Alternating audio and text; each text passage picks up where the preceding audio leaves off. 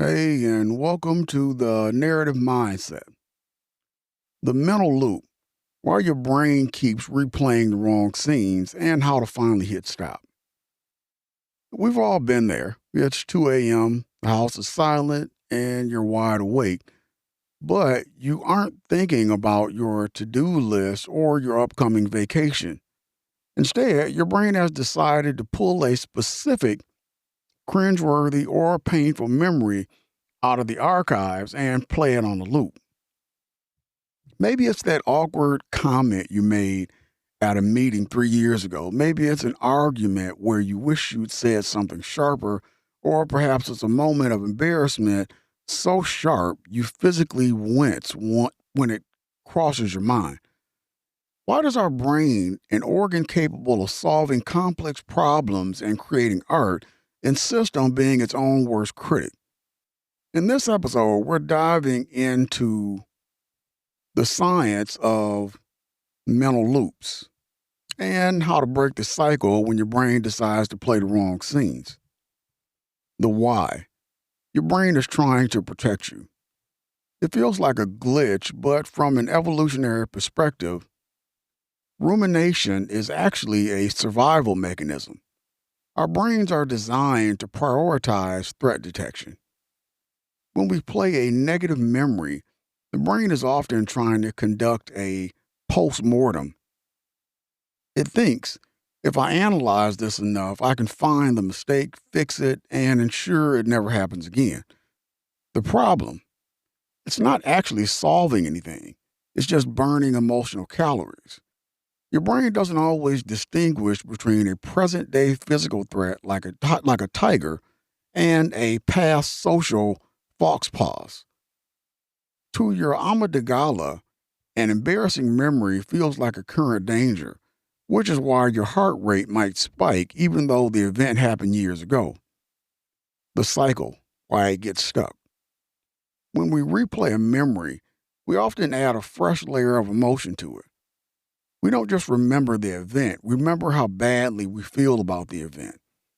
This creates a neural pathway that becomes easier to travel every time we take that mental trip. Eventually, it becomes a default pathway, a reflex rather than a choice. How to break the cycle. You can't just tell your brain to stop thinking about it. That only makes the thought more persistent. This is known as ironic process theory. Instead, you need to change your approach. Here are 3 ways to break the loop. First, the fact check method. When a memory starts looping, treat it like an unreliable narrator. Ask yourself, am I seeing the whole picture or just the part that makes me look bad?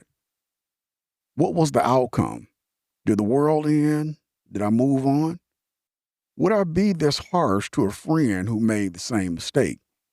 By engaging your prefrontal cortex, the logical part of your brain, you force the emotion driven loop to slow down. Next, it's label and release.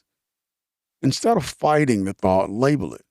Say to yourself, am I having a memory of an event? By adding that small linguistic distance, saying, am I having a thought rather than, am I a failure?